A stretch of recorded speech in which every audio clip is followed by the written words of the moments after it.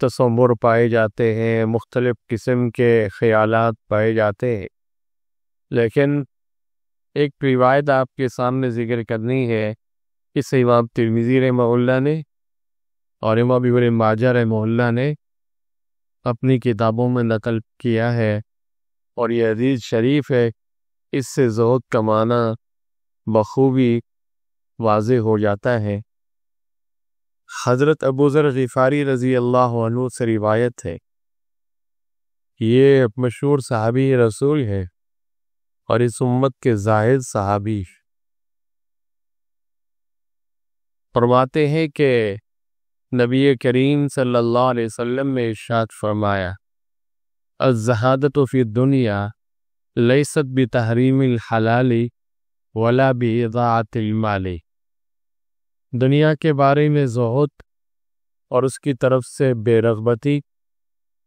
یعنی زہد وہ حلال کو اپنے اوپر حرام کرنے اور اپنے مال برباد کرنے کا نام نہیں ہے۔ یعنی زہد اس چیز کا نام نہیں ہے کہ حلال کو اپنے اوپر حرام کر دیا جائے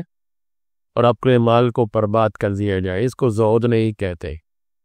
تو پھر زہد کس کو کہتے ہیں؟ فرمایا کہ ولیکن الزہاد فی الدنیا، بلکہ زہد کا اصل معیار، اس کا تقاضا یہ ہے،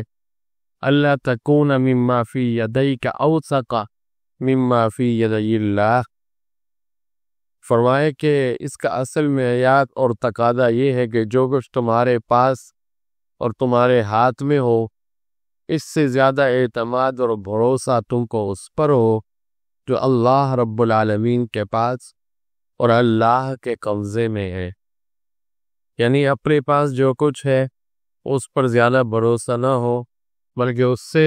زیادہ بھروسہ اللہ کے خزانوں پر ہو۔ اور دوسری بات یہ ارشاد فرمائی، وَأَن تَكُونَ فِي ثَوَابِ الْمُصِيبَةِ إِذَا أَنْتَ أُصِبْتَ بِهَا أَرْغَمَ فِيهَا لَوْ أَنَّهَا أُبْقِيَتْ لَكَ۔ جب تمہیں کوئی تکلیف اور ناخوشگواری پیش آئے، تکلیف، ناخوشگواری، کوئی مصیبت، تو اس کے اخروی ثواب کی چاہت اور رغبت تمہارے دل میں زیادہ ہو بنسبت اس خواہش کے کہ وہ تکلیف اور ناگواری کی بات تم کو پیش کی نہ۔ بخار آ گیا، سر میں درد ہو گیا، کوئی تکلیف پیش آ گئی، تو تمہیں چاہیے کہ اس تکلیف پر، اس بیماری پر جو صبر کر کے اللہ کے ہاں آخرت میں جو ثواب ملے گا، اس کی طرف تمہاری رغبت زیادہ ہو بنسبت اس کے کہ تمہارے اندر یہ رغبت ہو کہ یہ ناگواری اور یہ تکلیف پیش ہی نہ آتی۔ اب یہ تکلیف آ گئی اللہ کی طرف سے، تم نے صبر کیا، تو یہ تکلیف بھی تمہارے یہ صبر کی وجہ سے یہ ثواب کا ذریعہ بن گئی۔ بہت سے لوگ ناواقفی کی وجہ سے زہد کا مطلب یہ سمجھتے، زہد صوفیت، یہ فلاں زاہد ہے، بڑا صوفی ہے، کیا سمجھتے؟ کہتے ہیں کہ زہد کا مطلب یہ ہے کہ آدمی دنیا کی ساری نعمتوں، راحتوں اور لذتوں کو اپنے اوپر حرام کر لے، نہ کبھی لذیذ کھانا کھائے، نہ ٹھنڈا پانی پیے، نہ اچھے کپڑے پہنے، نہ کبھی اچھے نرم بستر پر سوئے،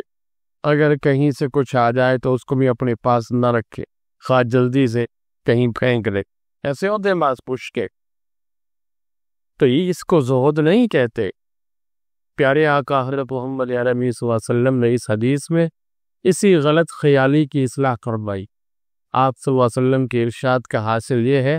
کہ زہد کا مطلب یہ نہیں کہ اللہ تعالیٰ نے اپنی جن نعمتوں کا استعمال بندوں کے لیے حلال کیا، آدمی ان کو اپنے اوپر حرام کر لے، اگر روپیہ پیسہ ہاتھ میں ہے تو اسے برباد کر دے، یہ مطلب نہیں ہے، بلکہ زہد کا اصل معیار اور تقاضا یہ ہے کہ جو اس دنیا میں اپنے پاس اور اپنے ہاتھ میں ہو، اس کو فانی اور ناپائیدار یقین کرتے ہوئے اس پر اعتماد اور بھروسہ نہ کرے، دنیا کی دولت پر بھروسہ نہ کرے، اور اس کے مقابلے میں اللہ تعالیٰ کے غیر فانی غیبی خزانوں پر اور اللہ تعالیٰ کے فضل اور اللہ تعالیٰ کے احسان اور مہربانی پر زیادہ اعتماد اور بھروسہ کرے۔ اور دوسرا معیار اور دوسری علامت زہد کی یہ ہے کہ اللہ تعالیٰ کے حکم سے کوئی تکلیف اور مصیبت بندے کو پہنچ جائے تو اس کے اخروی اجر و ثواب کی چاہت اور رغبت اس کے دل میں اس مصیبت اور تکلیف کے نہ پہنچنے کی آرزو سے زیادہ ہو، یعنی بجائے اس کے کہ اس کا دل اس وقت یہ کہے کاش یہ تکلیف مجھے نہ پہنچی ہوتی، اس کے دل کا احساس یہ ہو کہ آخرت میں مجھے اس تکلیف کا جو اجر اور ثواب ملے گا انشاءاللہ وہ تکلیف نہ پہنچنے کے مقابلے میں میرے لیے ہزاروں درجہ بہتر ہوگا۔ ظاہر ہے کہ آدمی کا یہ حال اس وقت ہی ہو سکتا ہے جب اس کو دنیا کی عیش اور دنیا کی زندگی کے مقابلے میں آخرت کی زندگی اور آخرت کی راحت کی زیادہ فکر ہو، اور یہی زہد کی اصل اور بنیاد ہے۔ اچھا، آخر میں ایک بات یہ بھی سن لیجئے، اس حدیث سے کسی کو یہ غلط فہمی نہ ہو کہ بندوں کو اس دنیا میں عافیت اور راحت کی بجائے تکلیف اور مصیبت کی تمنا اللہ تعالیٰ سے کرنی اور اس کی دعا کرنی، ایسا نہیں، کیونکہ کہا گیا نا کہ ثواب آخرت کا ثواب۔ دوسری حدیثوں سے سراحتاً اس کی ممانعت ہے کہ کسی تکلیف اور مصیبت کو اللہ سے نہ مانگا جائے۔ روایات میں ہے کہ حضرت صلی اللہ علیہ وسلم صحابہ کو ہمیشہ تاکید فرماتے تھے اللہ تعالیٰ سے عافیت اور خیریت ہی کی دعا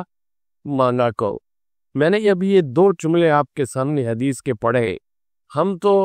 5-6 منٹ ہمارا ایک محدود سبق ہوتا ہے اس حدیث کا معنی بیان کر کے ختم کر دیتے ہیں۔ حقیقت یہ ہے کہ جو اللہ کا بندہ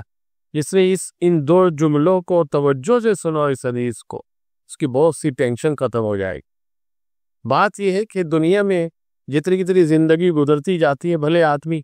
دنیا کتنی کما لے، بلڈنگیں کھڑی کر دے، لیکن دل کا سکون اس کو نہیں ملتا۔ بسا اوقات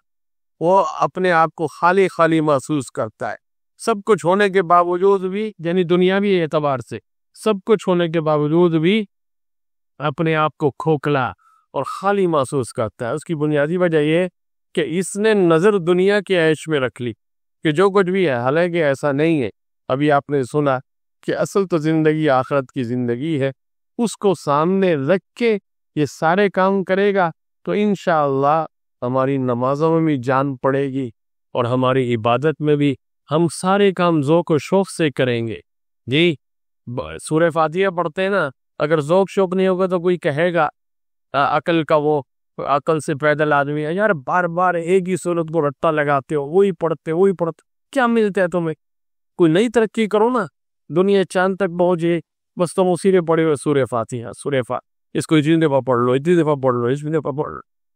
تو کہنے کی بات یہ ہے کہ جس کو آخرت کے ثواب کی امید ہوگی اس کو ہر دفعہ الحمدللہ رب العالمین کہتے ہوئے وہ لطف اور مزہ آئے گا۔ وہ کہے گا 1000 دفعہ تو دور کی بات ہے، لاکھ نہیں، کروڑ نہیں، کھربوں اربوں، جتنا اللہ مجھے توفیق دے میں اپنے رب کا نام ہی لیتا رہوں گا۔ مجھے سرور اسی میں ملتا ہے، ہزاروں چاند میرے پاؤں کے نیچے ہو، مجھے اس سے کیا؟ ہزاروں سورج میرے ہاتھ میں آ جائے، اس سے مجھے کیا؟ مجھے تو اپنا رب چاہیے۔ دعا فرمائے اللہ رب العالمین اس طرح کا نشاط اور اس طرح کی تازگی ہمارے ایمان والی ہمیں نصیب فرمائے اور ذوق و شوق کے ساتھ عبادت کرنے کی توفیق نصیب فرما۔